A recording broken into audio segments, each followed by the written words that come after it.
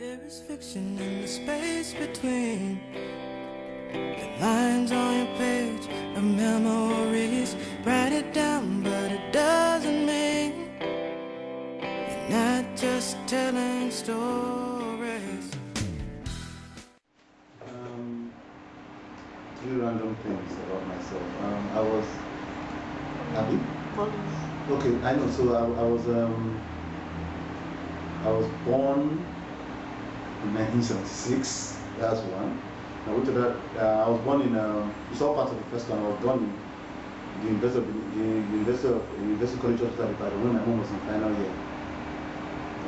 My dad, my mom says that's why I'm supposed to be the brilliant one in the house because she was writing my final exams then. My dad says that's why I was big. I lived all my life in Warri. And I love science fiction novels. There's something I've been looking for. It's supposed to be, I've read the version of it, an older version of it. It's Neil Gaiman is this science fiction, fantasy, literary stuff, but does it with this really pop sensibility. There's this book of his, American Gods, the 10th anniversary edition. It's supposed to be a road novel through his own experience when he moved to the States. And lovely novel. It's the thing about writing is there are so many myths surrounding it about how it takes so much time, but writing will wait for you. You know, any may live in rooms. So most times you're working. I'm a doctor. I also work in family business now, and between both jobs, the time I did both, I always found the time to write. Most times I wrote at night. I sleep late, so I'll maybe write till 2 or 3, and go to sleep, thinking about where I stopped. And it was almost, by the time I'm working on all my novels, even on short stories, it's always like that. And that's why my short stories are never too long, because I tend to need to finish them in one sitting. Then chapters, I go like a chapter a day or a chapter a few days, then I stop, take a break, plan the next 2 or 3 chapters and continue like that. So for me, the time-taking ability has been selling the books, going for book readings, having interviews and talking to people. That's what takes the time. The writing is basically dreaming. It's what I've been doing. Just learning how to put it on paper, learning how to translate it into this media. That's been very difficult. There was a need to tell a story I promised someone I would tell.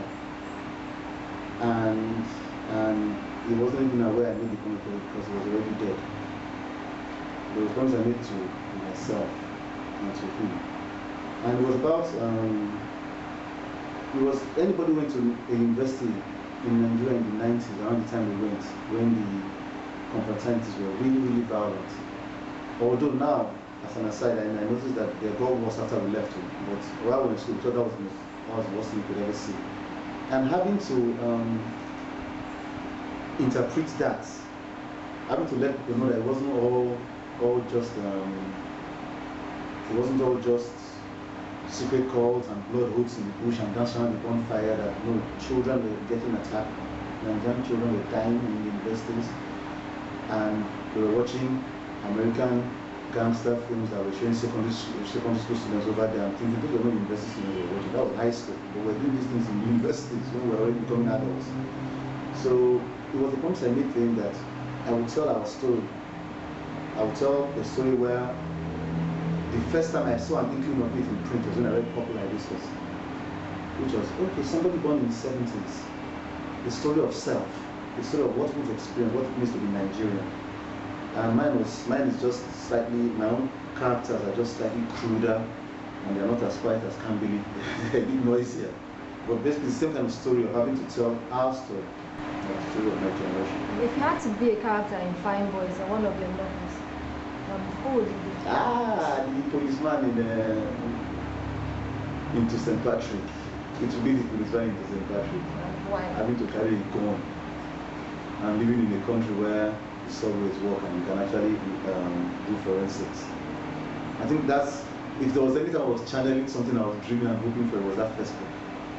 which was a learning experience for me and a joy to write. So it will be Ayowanze, to take Ayowanze from Jason Patrick.